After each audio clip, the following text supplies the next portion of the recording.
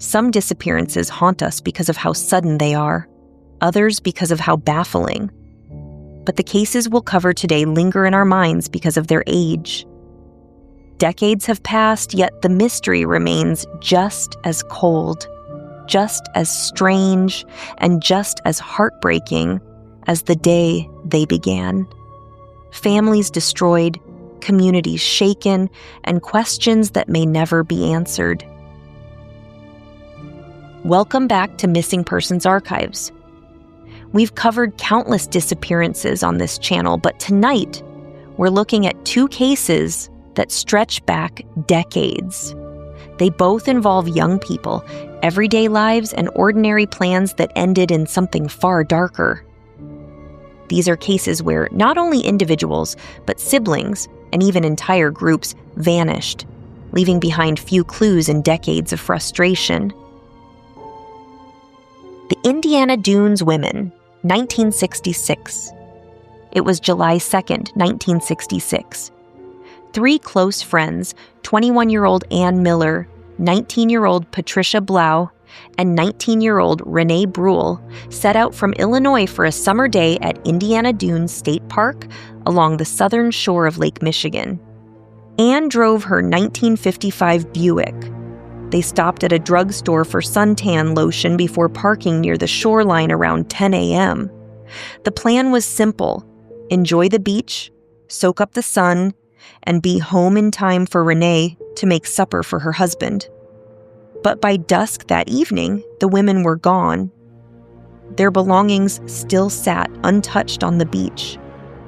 Ann's car still parked in the lot. Their purses, towels, and even the car keys were left behind. It was as though they had stepped out of their lives and never returned. Witnesses told investigators that around noon, the three women were seen speaking with an unidentified man operating a 14 to 16-foot white boat with a blue interior. According to one couple, the women left their belongings and entered the water before climbing aboard the boat with him. Hours later, more witnesses claimed to see the same women again, walking along the dunes and eating as if nothing were wrong. Later still, they may have been spotted boarding a larger cabin cruiser with another man. The stories conflicted, but one thing was clear: the women were never seen again. Investigators pored over hours of home movie footage provided by a park visitor. They narrowed the boats down to two possibilities: a small fiberglass runabout and a larger 26 to 28-foot Trojan cabin cruiser. But neither vessel was ever located, nor were the men identified. There were theories.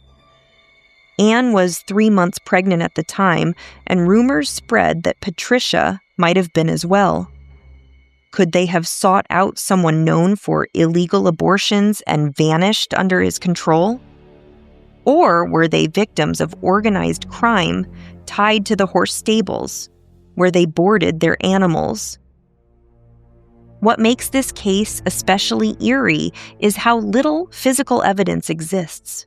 These three women, young, vibrant, with plans for the future, simply disappeared. No bodies, no confirmed suspects, not even a scrap of clothing washed ashore. Today, nearly 60 years later, the Indiana Dunes women remain among the great mysteries of the Midwest. The Fandel Children, 1978. Now we move north to Sterling, Alaska, September 4th, 1978. 13-year-old Scott Fandel and his 8-year-old sister Amy were out that night with their mother Margaret and their aunt Kathy. The group spent the evening at a local bar. By 10 p.m., Margaret and Kathy decided to take the kids home to their remote cabin deep in the Alaskan wilderness before returning to the bar themselves.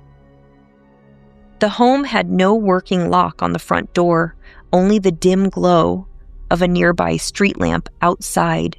Scott and Amy were left alone.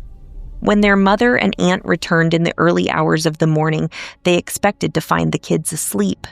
Instead, the cabin was dark and strangely quiet. a pot of water sat boiling on the stove next to an unopened box of macaroni and cheese. But Scott and Amy were gone. At first, Margaret assumed they had gone to stay with friends.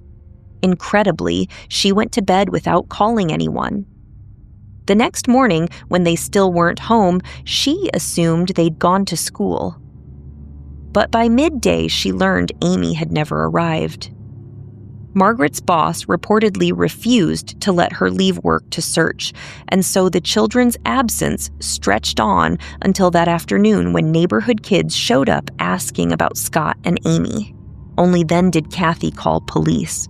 The search that followed turned up few clues. Bullet casings were found outside the cabin, though it's never been determined if they were connected. No bodies, no confirmed sightings, and no signs of struggle inside the home. Theories swirled. Some suspected Amy and Scott's father, Roger, who had moved to Arizona earlier that year.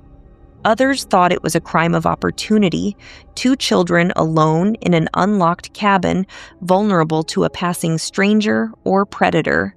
And then there were whispers that Margaret and Kathy may have had shady friends who could have played a role. But the truth never surfaced. Scott and Amy's disappearance is now considered a non-family abduction. Today, Scott would be in his 50s, Amy too. Their faces have aged only in the computer-generated reconstructions made by investigators desperate for leads. 2 very different cases, 3 young women at the beach on a summer day, 2 children in their Alaskan cabin. Both stories end the same way, with decades of silence and loved ones left behind to wonder. What happened to the Indiana Dunes women? What became of Scott and Amy Fandel? Were they victims of predators, accidents, or something even darker? If you know anything at all about these cases, please contact the appropriate authorities. Sometimes even the smallest detail can make all the difference. Thanks for joining us tonight on Missing Persons Archives. Stay safe, stay vigilant, and as always, we'll see you in the next mystery.